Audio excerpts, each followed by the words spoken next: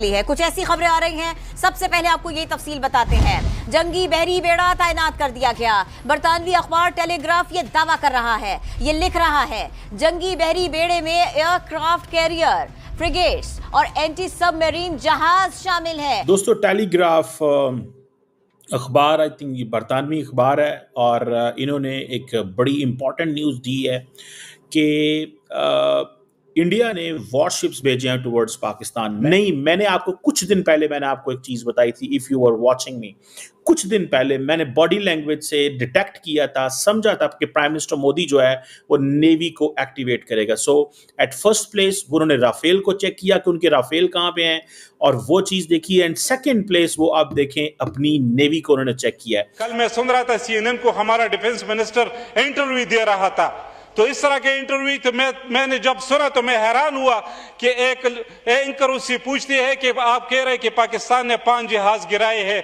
इसका कोई प्रूफ, कोई सबूत है? तो ये कहता है सोशल मीडिया।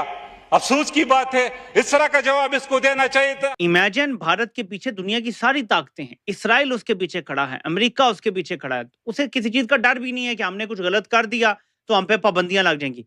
भारत को इंटरनेशनल सैंक्शंस का खतरा नहीं है, हमें है। हम कुछ गलत करते हैं या भारत ये साबित कर देता अगर हमने किया होता कि हमने दहशतगर्दी करवाई है, हम पे बकायदा सैंक्शंस लगती। IMF हमें पैसे देने से इनकार कर देता, हमें फैटफ की ग्रे क्या ब्लैक लिस्ट में डाल दिया जाता। भारत को ऐसा कोई खतरा नहीं।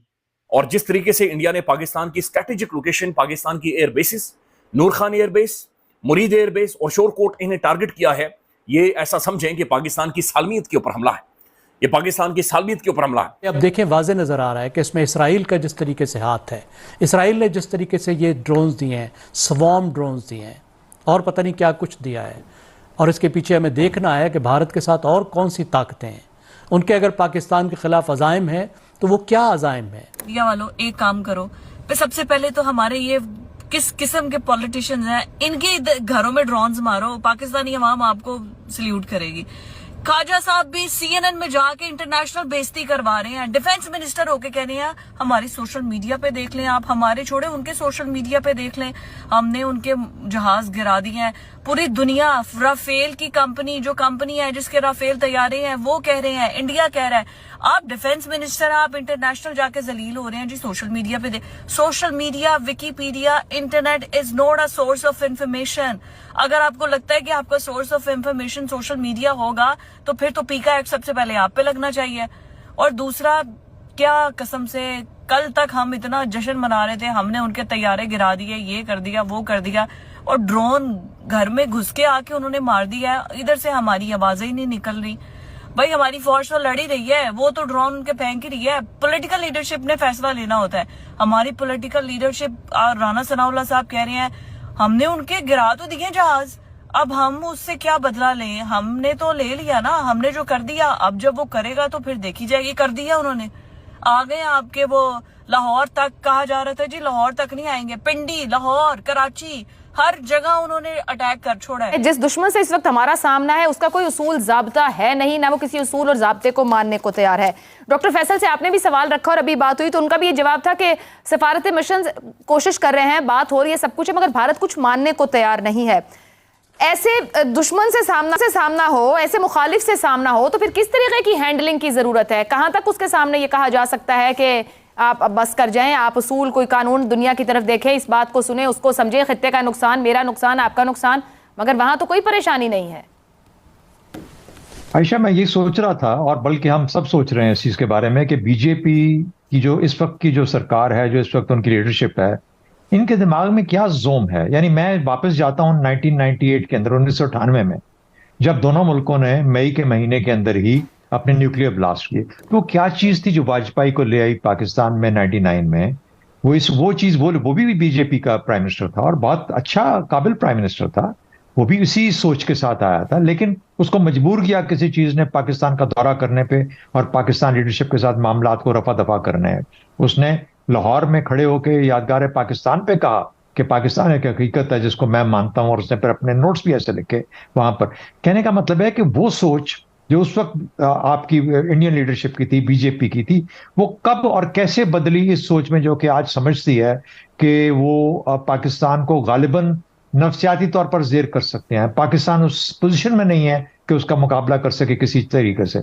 ये मिलिट्री की बात नहीं है, मिलिट्री टू मिलिट्री, वो तो पाकिस्तान ने 2-3 मरतबा साबित कर दिया कि हम खड़े रहेंगे, लेकिन ये एक कौमी लेवल के ऊपर जो सोच है उसके अंदर आई। मेरा अपना ख्याल यूं है कि हमने जब कश्मीर को यानी कुछ पिछली 5-7-10 सालों में आहिस्ता आहिस्ता वहां से हटके और फिर उलझे हम मगरबी सरहदों के ऊपर, जब कश्मीर को हमने एक तरह से जैसे कहते हैं स्ट्रेटेजिक हमने विड्रॉल किया, वहां से हम पीछे हट गए स्ट्रेटेजिकली, गो के टैक्टिकली ऑपरेशनली हम मौजूद हैं वहां पे और उसी तरीके से थे, लेकिन वो जो हमारा जोर था कश्मीर के अंदर, कश्मीर के ऊपर, उससे हम पीछे हट के हम उलझ गए मगरबी सरहदों पे। उससे वो फ्रीडम ऑफ एक्शन मिला भारत को और उसने समझा कि वो इन चीजों के साथ पाकिस्तान को दबा सकता है और वो स्पेस क्रिएट हुई जो कि उसने अपने आप को असर्ट करना शुरू किया। तो मेरा ख्याल है कि अगर भारत वही जुबान समझता है जो कि वो समझता रहा है पहले से, तो मेरा अपना अंदाजा है कि शायद पाकिस्तान को अपनी स्ट्रैटेजी को रीथिंक करना पड़ेगा। एक तो बात ये होगी। दूसरी बात, वो जो न्यूक्लियर एक क्रेडिबिलिटी थी, एक रिजीम क्रिएट हुई 1998 के बाद जिसने एक हकीकत का रूप धारा, उसको आहिस्ता आहिस्ता, चाहे बेशक पहली गलती हमारी थी जो कि मुशर्रफ के जमाने में हुई, उसको हमने हर्ट किया, उसको डैमेज किया उस रिजीम को, लेकिन उसके बावजूद वो कायम रही। और लेकिन उसके बाद फिर अब क्या किस तरह हुआ कि वो जो मुशर्रफ ने यहां से गलती करके काम किया, वो अब डिलिबरेटली प्लानिंग के तहत आहिस्ता आहिस्ता उस रिजीम को देख रहा है, उसको आहिस्ता आहिस्ता हथौड़ी के साथ कमजोर कर रहा है। और ये कमजोर करना मेरे ख्याल में खत्ते के लिए तो हम कहते हैं कि सबके लिए खतरनाक है, पाकिस्तान के लिए भी खतरनाक है, भारत के लिए भी खतरनाक है, लेकिन वो उसको खेल समझते हुए कि शायद पाकिस्तान इससे दब जाएगा, तो कहीं ना कहीं पे इन दोनों की कॉम्बिनेशन जो है हमें उसको दोबारा देखना पड़ेगा कि हमने अपनी स्ट्रेटजी में कैसे उनको लिंक करना है ताकि हम उससे फायदा हासिल कर सकें। यही चीज है जो कि अमन दे सकती है। नमस्कार दोस्तों, स्वागत है आप लोग का हिंदुस्तानी स्पेशल के एक और नए वीडियो में। दोस्तों, जब से नरेंद्र मोदी जी ने पाकिस्तान के खिलाफ जो स्ट्राइक है वो स्टार्ट की है, तब से पाकिस्तानियों के अंदर नरेंद्र मोदी के खिलाफ और भी ज़्यादा जो गुस्सा है वो चढ़ गया, क्योंकि आपको पता हो कि नरेंद्र मोदी और RSS या फिर योगी आदित्यनाथ से ये पाकिस्तानी जो है वो कितना ज़्यादा खौफ खाते हैं। और जब नरेंद्र मोदी जी ने जो है वो पाकिस्तान के खिलाफ अटैक स्टार्ट किया, तब पाकिस्तानियों के अंदर जो गुस्सा है वो फूट फूट के बाहर निकल रहा है, और वो सब आप वीडियो में भी देख पाएंगे। लेकिन जिस तरीके से अब एक और न्यूज़ आ रही है, और न्यूज़ ये कोई इंडियन मीडिया या फिर पाकिस्तानी मीडिया नहीं दिया है, ये एक विदेशी मीडिया है जिसने बताया है कि भारत ने अपना जो जंगी बेड़ा है उसको पाकिस्तान की ओर भेज दिया है। यानी कि आर्मी एयरफोर्स के बाद अब हमारी नेवी भी जो है वो पाकिस्तान के ख़िलाफ़ काम पे लग गई है। अब देखने वाली बात होगी कि जो हमारी नेवी है वो कब तक पाकिस्तान तक पहुंचती है, और जैसे ही पाकिस्तान तक पहुंचती है तो क्या बड़ा अटैक होने वाला है। क्योंकि बताया ये भी जाता है कि INS विक्रांत जैसी बड़ी बेड़ा जो है उसको भारत जो है वो भेज रहा है। हालांकि इस न्यूज़ में कितना ज़्यादा है कि INS विक्रांत जा रहा है या नहीं जा रहा है वो अलग बात है, लेकिन भारत ने एक चीज़ तो जो है वो ठान ली है कि पाकिस्तान को इस बार नहीं छोड़ेंगे। आपने देखा हो 2019 में जो कुछ हुआ उसके बाद से इतना ज़्यादा पाकिस्तान के ऊपर अटैक नहीं किया गया, लेकिन अब जो कुछ भी हो रहा है आपने देखा कि कैसे एक एक करके सभी आतंकवादियों को मारा जा रहा है, और एक एक करके पाकिस्तानी आर्मी की जो चीज़ें हैं जहाँ पे सामान उनके रखे गए, हथियार रखे गए, उनको उड़ाया जा रहा है। और कल तो ऐसा हुआ कि पाकिस्तान के एयरबेस पे आप समझ सकते हैं कि कितनी बड़ी चीज़ है किसी भी देश के एयरबेस पे हमला करना, और वहाँ पे भी हमला हो गया। तो पाकिस्तानी मीडिया को तो ये बात बहुत अच्छे तरीके से पता चल गया है कि भारत में बैठे बैठे पाकिस्तान के किसी भी हिस्से को टारगेट कर सकता है, और लेकिन पाकिस्तान की आर्मी उस हमले को रोकने में बिल्कुल भी नाकाम है। बिल्कुल भी उसके पास उतनी काबिलियत नहीं है कि वो भारत के अटैक को रोक पाए। लेकिन फिर भी पाकिस्तान के जो न्यूज़ चैनल्स हैं वो तो बड़ी बड़ी बातें कर रहे हैं। वहाँ पे लोग जो है वो ऐसी बातें कर रहे हैं जैसे कि उन्होंने भारत को हरा दिया है। लेकिन जो न्यूज़ है, जो खबरें आ रही हैं सोशल मीडिया को छोड़िए, जो खबरें आ रही हैं जो बाहर की मीडिया जो है विदेशी मीडिया से, उससे एक बात तो काफ़ी पता चल रहा है कि पूरी दुनिया में भी इंडियन आर्मी और नरेंद्र मोदी जी की जय जयकार हो रही है, और पूरी दुनिया ने देखा कि अगर भारत पर कोई भी आतंकी हमला करेगा तो फिर भारत उसको छोड़ेगा नहीं। तो दोस्तों, आज वीडियो में इतना ही। वीडियो को लाइक और चैनल हिंदुस्तानी स्पेशल को सब्सक्राइब कर लें, क्योंकि हम अपने इंटरेस्टिंग वीडियो लाते रहते हैं।